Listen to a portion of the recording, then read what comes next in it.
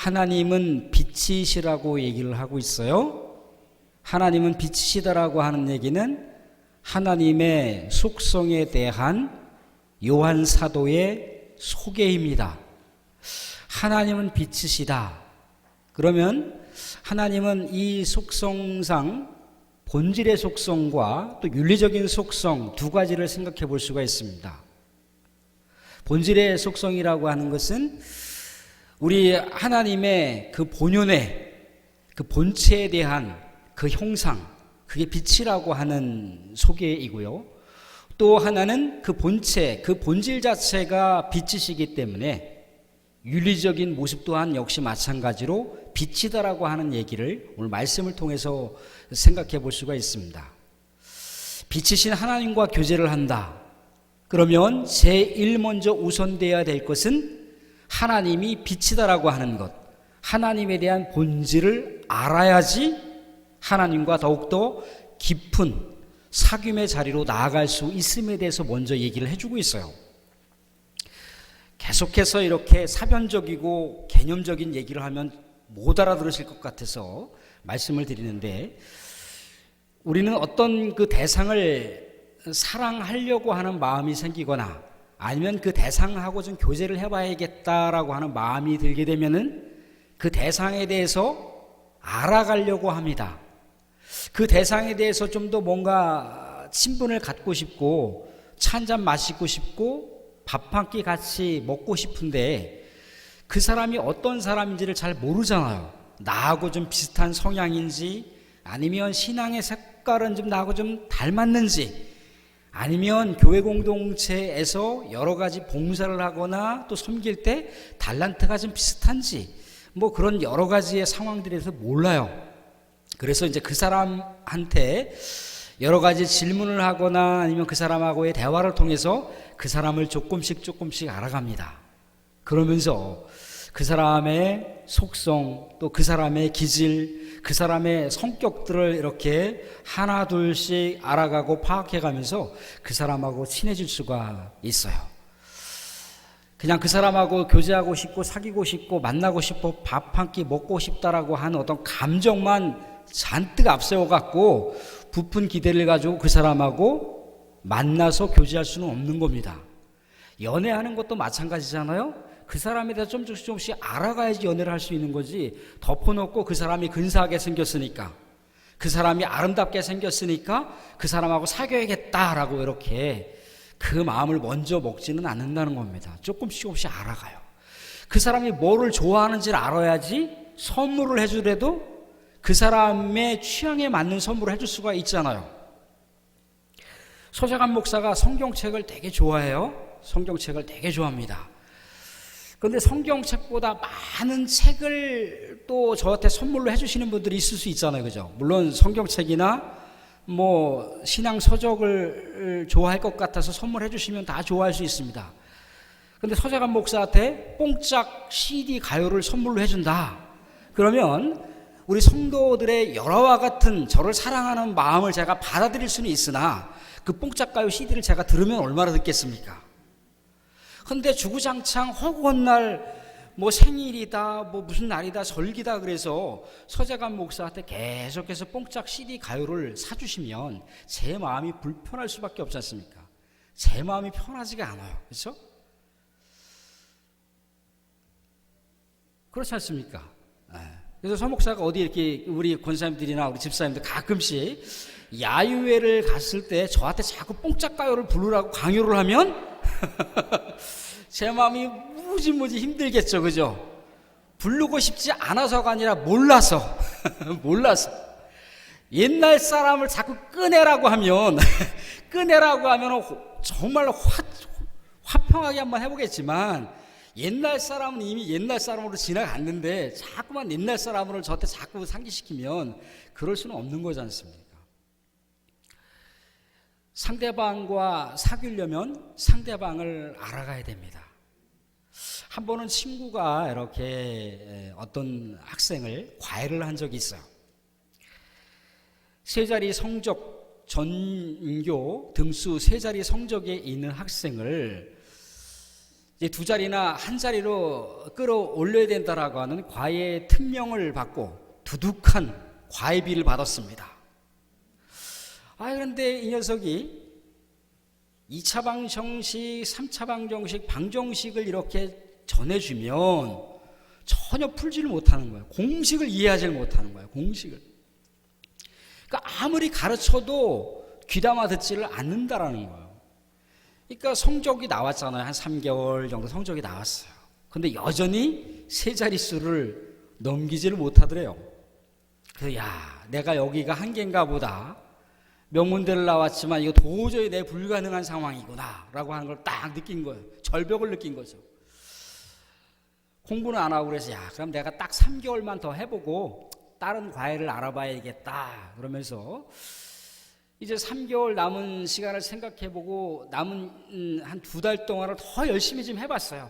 이렇게 저렇게 정말 기초부터 쉬운 방법으로 다 계속해서 뭔가 그 학생이 성적을 좀 올라갈 수 있는 방법들을 계속해서 고민하고, 그것도 뭐 10명, 20명 가르친 것도 아니고 딱 유일하게 한 학생이란 말이죠. 근데 한 학생이 성적표를 받아올 때마다 퇴자로 쓰니까 그 부모님도 얼마나 실망이 많겠습니까? 이루 말할 수 없는 거죠. 이제 부모님도 이제 뭔가 실망을 하고 이제 과외 선생님 바꿔야 되겠다 이제 그런 생각을 하지 않았겠습니까? 그래서 이제 불과 이제 자기가 나름대로 생각했던 과외 시간이 이제 6개월이 다 된 거예요. 한 달 정도밖에 안 남았습니다. 어차피 이래나 저래나 성적표도 안 오르고 또 이제 과외도 내가 한 달 있으면 그만둘 텐데 요 녀석 하고 싶어 하는 거 다 내가 같이 놀아줘야 되겠다 이제 마음을 먹었어요. 네가 도대체 하고 싶은 게 뭐냐 그랬더니 농구를 하고 싶다고 얘기하고 있고 컴퓨터 앞에서 같이 이렇게 게임을 하고 싶다고 얘기하고 있고 시내 나가서 영화 보고 싶다고 얘기하고 있고 뭐 좀 소위 말하는 비행 청소년들의 그 비행만 안 했을 뿐이지 해보고 싶은 거는 한 달 동안 다 했다는 거예요. 그래서 이제 마음을 딱 먹고 이제 부모님을 찾아가서 내가 이 학생을 지도하기에는 너무나 역부족이니까 부모님 이제 내가 다음 달부터는 과외를 못 하겠습니다. 다른 과외 선생님을 알아보시죠. 그랬단 말이죠. 그리고 나서 이제 부모하고 이제 거래가 끝났으니까 이제 그만뒀다는 거예요. 다른 과외를 이제 알아본 거죠. 그랬더니 이제 이 학생이 6개월 동안 정들었고 또 한 달 동안 내내 놀아줬던 그 과외 선생님이 이제 과외를 하러 오지 않는다라고 하는 얘기를 부모님한테 듣고 나서 엉엉 울었다는 거예요. 엉엉 울었다는 거예요. 그러니까 이제 부모님이 하신 얘기가 너 그러면 성적표는 어떻게 할 건데? 앞으로 대학은 가야 되는데 성적은 어떻게 할 건데? 그러더라는 거예요. 그래서 그럼 내가 나중에 성적 올릴 테니까 나는 다른 과외 선생님 다 필요 없고 이 과외 선생님을 자기의 과외 선생 진짜 스승으로 모시고 싶다고, 나 그 선생님 아니면 안 된다고 이렇게 막 발버둥을 쳤다는 거예요. 다음 달 아니면 6개월 있다가 성적표를 내가 보여주겠다고 이제 엄마 아빠한테 이제 호언장담을 하고 이제 이 과외 선생님을 다시 데려온 거예요. 그러니까 친구가 이제 다시 간 거죠. 그래서 열심히 이제 과외를 지도를 했는데 아니나 다를까 2달이 지났는데 애가 막 쌍꺼피를 흘려가면서 공부를 하더래요. 쌍꺼피를 흘려가면서. 그래서 뭐 성적이 뭐 갑자기 오르지는 않았을 거 아니에요. 근데 한 4개월, 5개월 접어드니까 그 세 자릿수의 성적표가 2자릿수로 바뀌더래요. 그리고 이제 고등학교 2학년이 됐을 거 아니겠어요? 고등학교 2학년 이제 중간고사를 봤는데 어떻게 됐겠습니까? 성적표가 한 자리로 오르더래요. 그래서 이 친구도 너무나 기뻤고 이 친구를 과외 선생님으로 다시 이렇게 모셔온 이 부모님도 너무너무 뿌듯한 거예요. 너무너무 뿌듯한 거예요. 그래서 이제 이 과외 선생님이었던 이 친구가 어떤 걸 느꼈냐면 내가 무조건 이 친구의 성적을 올려야겠다라고 하는 그런 일념으로다가 주구장창 그냥 뭐 수학책 갖다 놓고 전과 갖다 놓고 뭐 이것저것 공부한다고 했는데 이미 듣지 않을 아이인데 이미 배울 생각이 없는 아이한테 얘는 하고 싶은 게 따로 있었는데 그걸 내가 전혀 모르고 그냥 머리에다 갖다가 주입식 그 교육만 시키려고 했었구나라고 하는 자기 스스로 돌아봤다는 거예요. 그러니까 충분하게 이 친구가 그 학생이 하고 싶은 거 뭔지 그러면서 이제 서로 교감을 하는 거예요. 교감. 서로 알아가고 서로 사귀고 서로 같이 먹고 같이 놀고 같이 뒹굴고 그러다 보니까 이 학생도 엄마로부터 특명을 받은 게 있을 거 아니에요. 대학은 가야 있고 성적은 올려야겠는데 자기가 잘못하면 이 과외 선생님을 영원히 자기하고 생이별하게 생겼으니까 열심히 해서 과외 선생님도 지켜주고 과외 선생님 체면도 세워주는 그런 일을 한 거예요. 우리는 하나님이 빛이라고 하는 하나님의 본질상 속성과 하나님의 윤리적인 속성이 그런 분이라고 하는 걸 우리가 알고 그 존귀하신 하나님과 교제를 하게 되면은 우리 하나님의 속성을 충분하게 우리가 알아야 되고 숙지해야 되는 거죠. 하나님은 빛이신데 우리가 하나님 앞에 거짓으로 일관된 삶을 우리 하나님 앞에 세울 수 있겠습니까? 그럴 수가 없어요. 우리 하나님은 빛이세요. 우리 하나님은 거짓이 없는 분이십니다. 그런데 우리가 어둠으로 일관된 삶의 내용을 가지고 우리 빛이신 하나님과 사귀자고 나아가면 하나님께서 편안하게 그것을 받아들이겠습니까? 하나님도 불편하신 거예요. 진실되시고 빛의 속성을 가지신 분, 또 윤리적으로도 그 거짓됨 없이 오직 신실한 그분한테 비진리의 모습, 진리가 아닌 여러 세속적인 가치와 그 이념과 이데올로기를 가지고 우리 하나님 앞에 나아가면 하나님께서 어떤 마음이 들겠습니까? 불편하거든요. 편하지가 않습니다.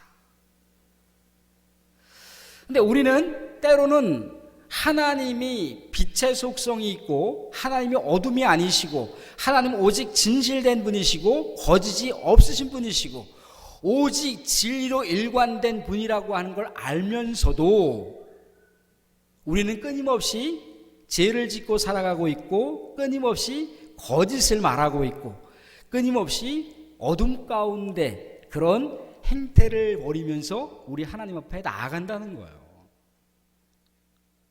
근데 하나님은요, 우리가 믿음의 백성이지만 루터도 얘기했고 리버도 얘기한 게 뭐냐면 우리가 이 세상 가운데서 예수님이 오실 때까지 살아가 있는 동안 우리가 의인이긴 하지만 계속해서 죄를 지을 수밖에 없는 죄인으로서의 그런 본질상 한계가 있어요. 그래서 우리는 이 세상 가운데 하나님의 백성이라고 하지만 끊임없는 죄의 모습이 있고요, 끊임없는 거짓의 모습이 있고요, 끊임없는 비진리의 모습이 있어요. 이것이 우리가 살아가면서 우리 내면 세계에 흐르거나 우리의 일상생활 속에서 나타나는 것에 대해서 지적하고 있는 것이 아닙니다. 거짓말을 할 수도 있고 또 어둠 가운데 어둠의 속성을 드러낼 수도 있고 진실되지 못한 여러 가지 삶의 모습이 나타날 수도 있다는 거예요.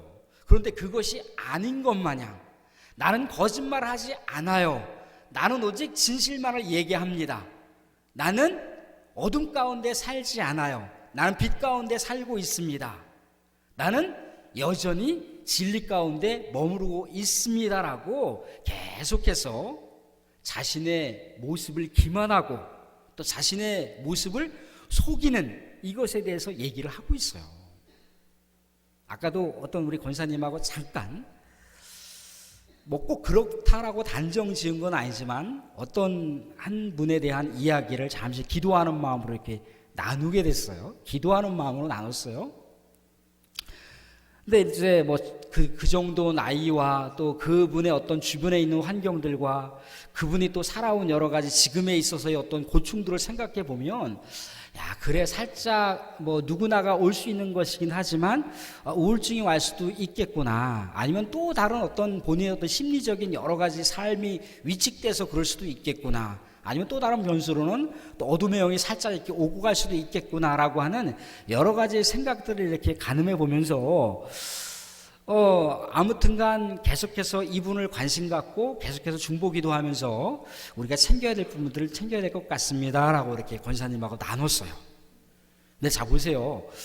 우리가 때로는 살다 보면요, 극심한 고통과 힘겨움과 사방을 둘러봐도 자기에게 어떤 따뜻한 어떤 한 구석 없는 모든 사방 자체가 우겨 싸움을 당하는 것 같은 그런 진퇴양난의 상황 가운데 있을 때요, 마음이 굉장히 이렇게 눌릴 수가 있습니다.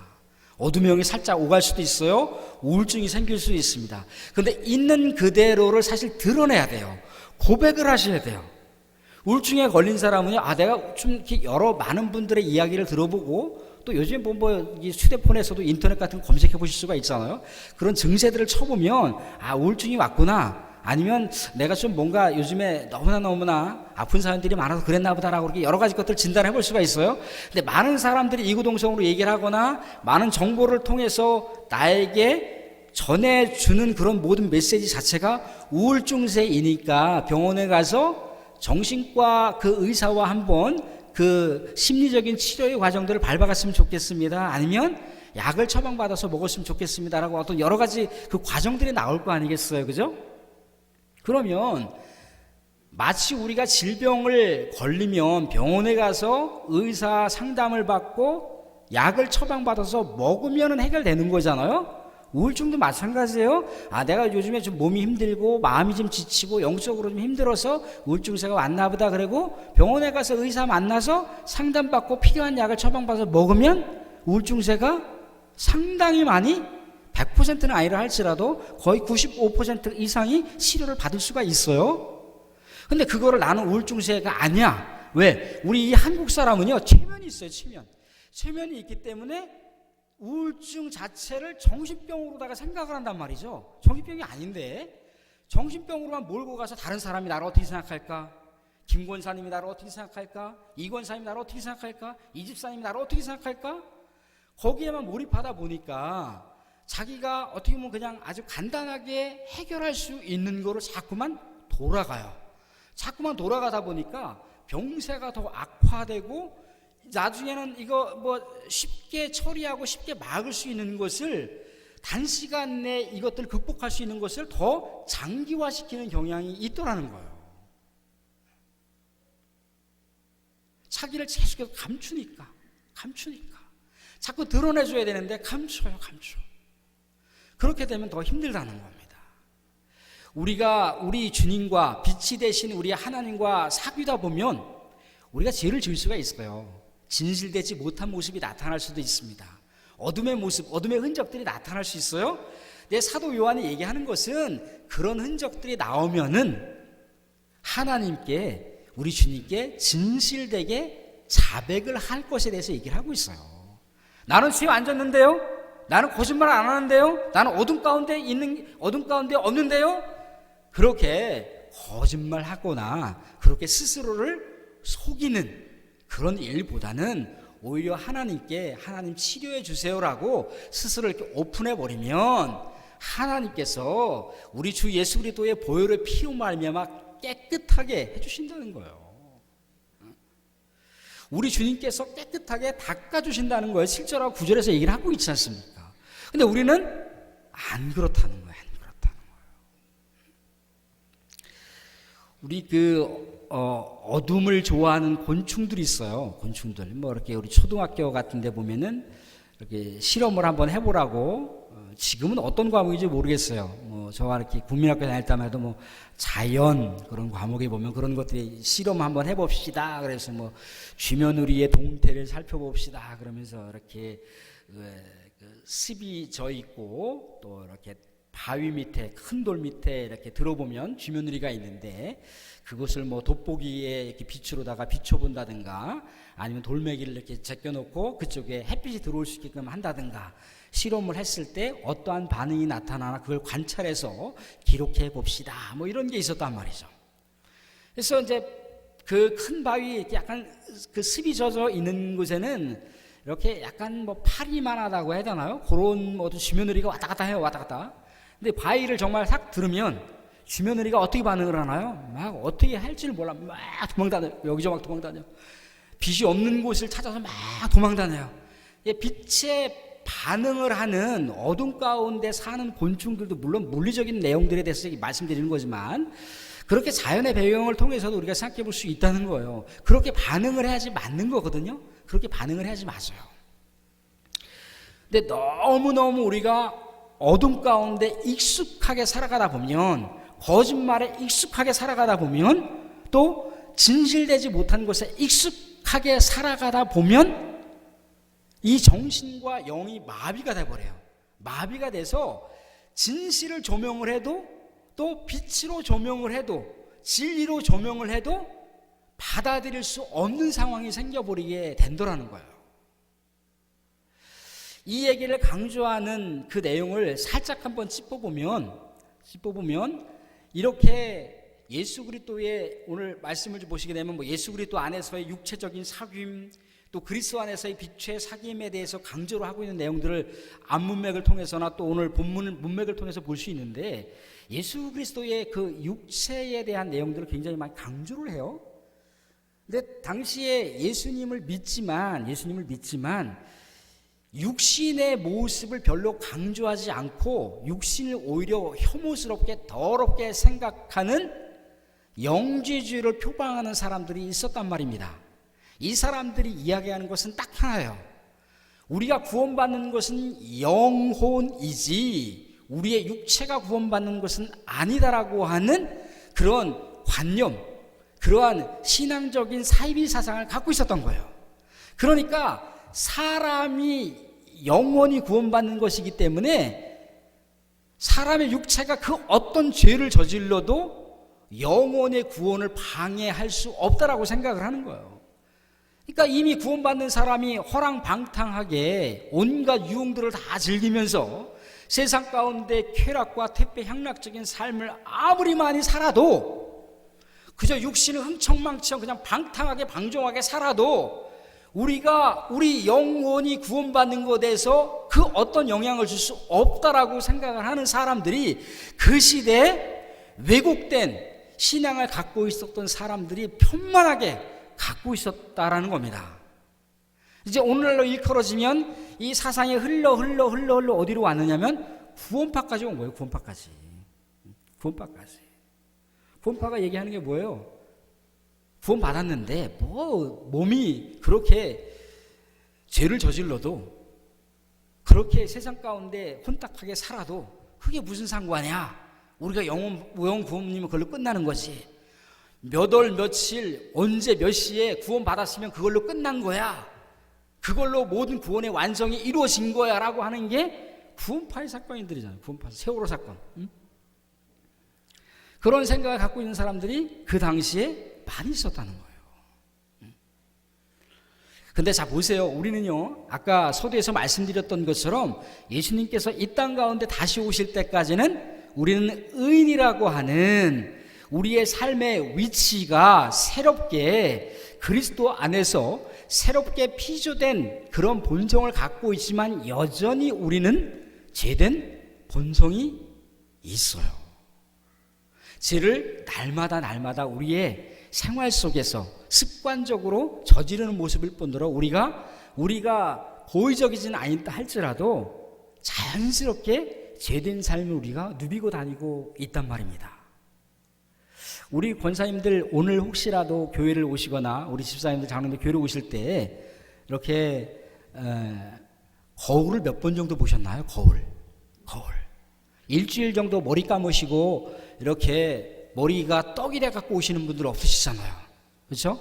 또 오늘 아침에 이렇게 바울전도부가 오늘 10시 반에 모였는데 바울전도부에 또 모이기 위해서 또 목욕도 하셨을 테고 또 예쁘게 또 이렇게 화장도 하셨을 테고 머리가 지금 이렇게 숱이 없으니까 가라앉잖아요. 그러니까 훅가시를 좀 올려서 지금 이렇게 여기다 좀 무스도 좀 바르고 그리고 이제 화창한 이제 봄을 넘어서 만개한 그 꽃들과 뭔가 조화롭게 자신의 어떤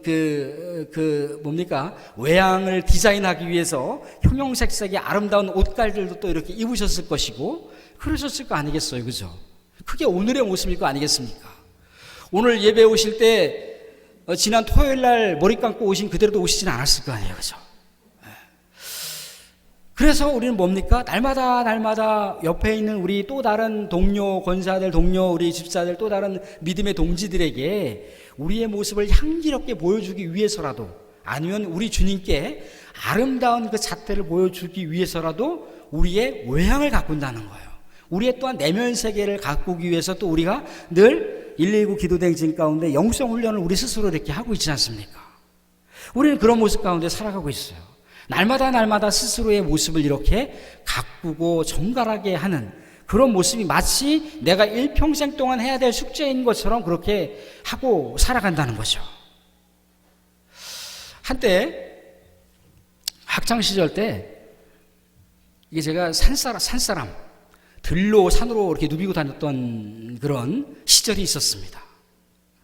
산에 가서 칡뿌리를 캐다가 칡뿌리를 잘 다듬어서 이렇게 다방에 있는 누님들과 만나서 거래를 해서 잘만 팔으면 용돈을 벌을 수가 있었어요. 그때 돈이 있었겠습니까? 뭐가 있었겠습니까? 그러니까 친구들하고 삽을 들고 괭이를 들고 호미를 들고 이제 산으로 떼거지를 때를 이뤄서 이제 산으로 가는 거예요. 산을 넘고 그러면서 이제 칡뿌리를 막 캐는 거죠. 칡뿌리 막 캐면 손이 뭐가 되겠습니까? 손이 완전히 침물로다가 또 흙을 팠으니까 손이 완전히 다 엉망이 되는 거잖아요. 근데 그 다음날 그 모습으로 다 가게 되면 여지없이 용의검사라는 거예요. 용의검사. 그때 당시만 하더라도 그 위생검사를 가끔씩 했어요. 열흘을 몰다 않고 이렇게 했던 것 같아요. 이 선생님께서 하신 얘기가, 재관 이놈아, 까마귀가 친구하려고 오겠다. 친구하려고 오겠다. 어디 저 땅꾼이냐? 산에 가서 뭘 했길래 이렇게 손이 다 그러냐? 이렇게 얘기를 하세요. 깨끗하게 목욕도 좀 하고 좀 그러라고 이렇게 선생님 얘기하십니다. 그러면 제가 변명을 하는 거예요. 아, 선생님 이거 때 아닙니다. 때가 아니라 칡뿌리의 칡즙입니다. 그러면은, 근데 이게 칡물이라고 하는 게 칡 해보신 분들 아시잖아요. 칡 해보신 분들 있으시죠, 그죠? 칡을 캐면요, 이게 때가 잘 안 벗겨져요. 때가 잘 안 벗겨집니다. 예? 예, 칡물이 들어서 이 때가 잘 안 벗겨져요. 비누칠을 아무리 해도 때가 안 벗겨지는 거예요. 근데요, 그 학교에 정말 제가 생각할 때 선녀같이 아름다운 선생님이 오신 거예요. 그 선생님한테 제가 잘 보여야 되겠다라고 하는 마음으로다가 그 선생님이 지나가면 괜히 갑자기 주머니에 손이 들어가는 거야. 이 지저분한 손을 보여서는 안 된다. 저 아름다운 선생님한테는 아름다운 모습만 보여야 된다. 아름다운 손을 보여야 된다. 그러면서 갑자기 집에 있는 하이타이를 세숫다에다 풀어갖고 수세미로 다 벅벅벅벅 문질렀어요. 살갗이 막 벗겨지는데 너무너무 아픈 거예요. 그런데 아니나 다를까 이 하이타이를 벗갖고 한 수십 번을 벗게 되니까요, 손이 그냥 광채가 나는 거야.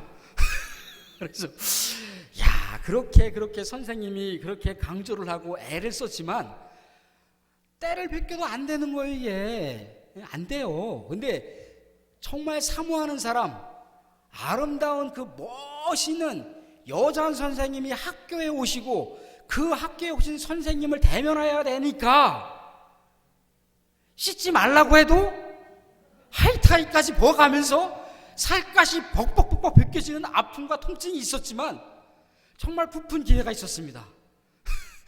이 선생님하고 말 한마디 나누면, 이 선생님의 향기로운 미소를 바라보면서 이렇게 손이라도 한번 흔들려면 손이 깨끗해야 되잖아요. 자발적으로 깨끗해지려고 노력을 하더라는 거죠. 하물며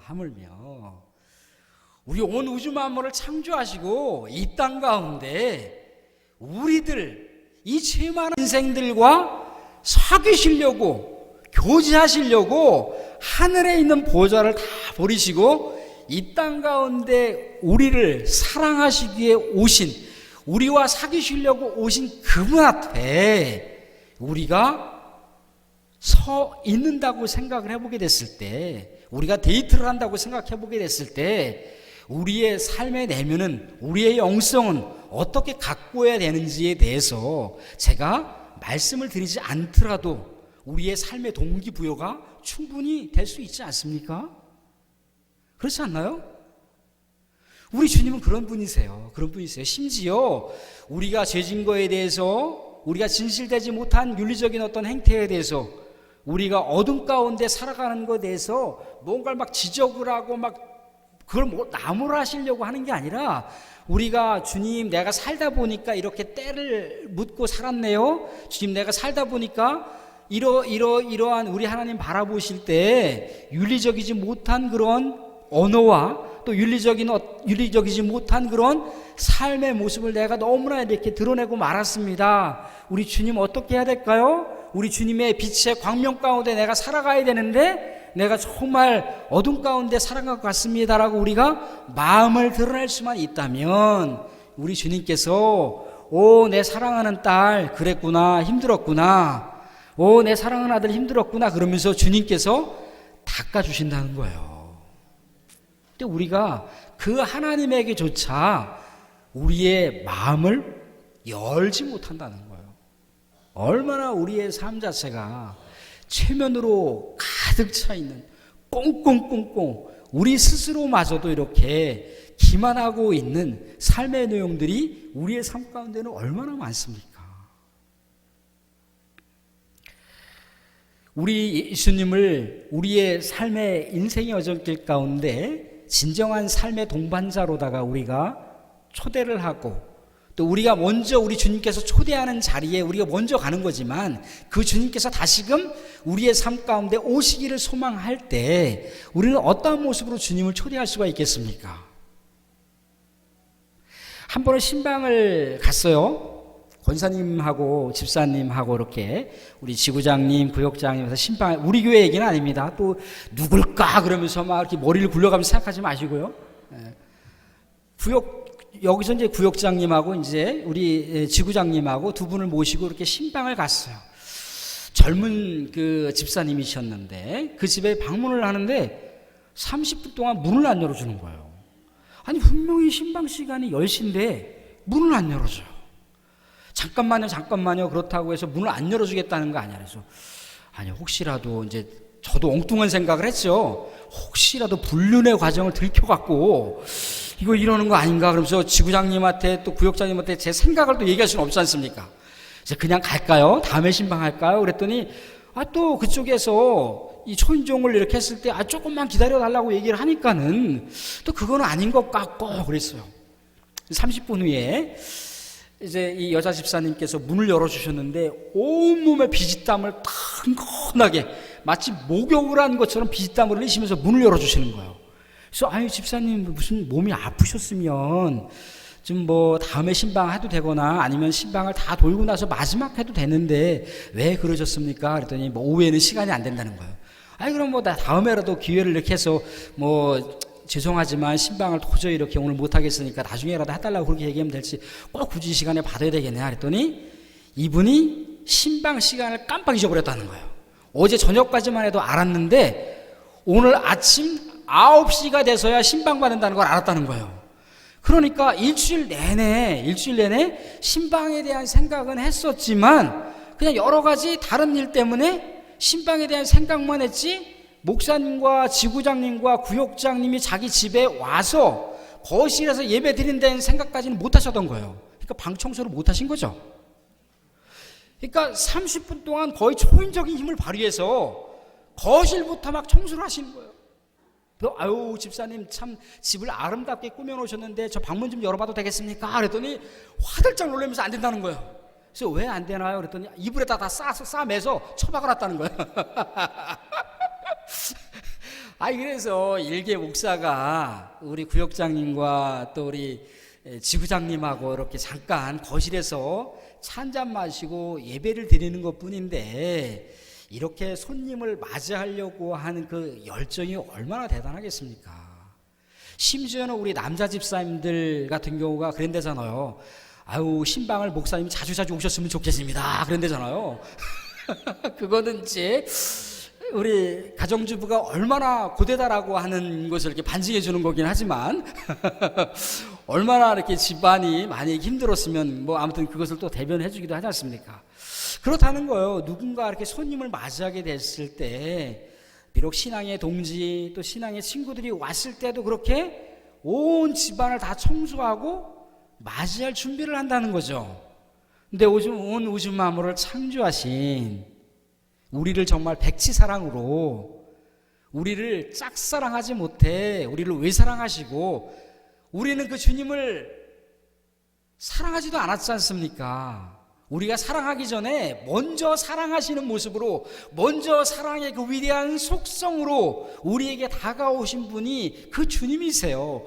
우리가 뭐 이렇게 좋겠다고, 우리하고 사귀시겠다고, 우리하고 교제하시겠다고, 그저 하늘에서 이 땅까지, 그것도 모든 것을 다 주시고 자기의 모든 것을 십자가에 다 내어주시기까지 우리하고 교제하시겠다고 오시는 그분 앞에 우리가 어떠한 삶의 모습으로 준비할 수가 있겠습니까? 강조하지 않더라도 말씀을 통해서 우리가 생각해 볼 수가 있는 것이죠. 우리 주님은 빛이십니다. 그러나 빛이신 주님을 맞이하게 됐을 때 그저 의무론으로 당위적인 차원으로다가 그 주님을 맞이할 것에 대해서 얘기하는 것은 아닙니다.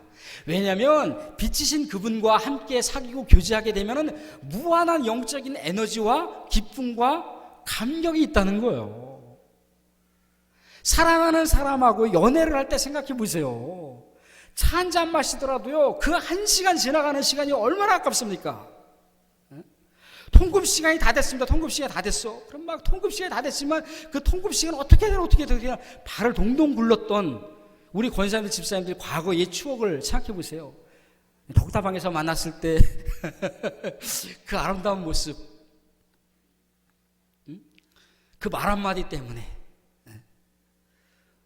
그거 얼마나 그 소중했습니까?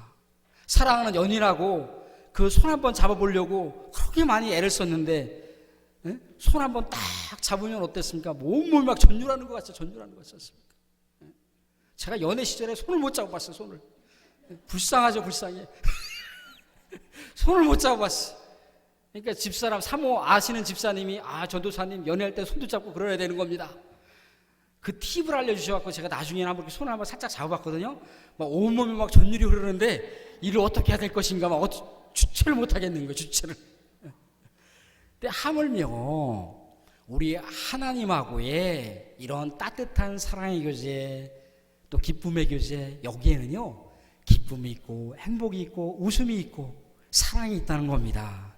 우리 주님을 정말 정갈한 마음으로, 우리가 진실된 마음으로, 우리가 빛의 마음으로, 우리가 어둠의 모습이 아니라 우리 하나님 앞에 오직 충성스러운 마음으로 우리가 초대를 하게 됐을 경우에 하늘이 이 땅 가운데 주는 무한한 하늘의 권세와 능력과 감격이 믿음의 백성들의 모든 순리의 행진 가운데 충만하게 있어질 것을 말씀은 우리에게 힘주어 강조하고 있습니다.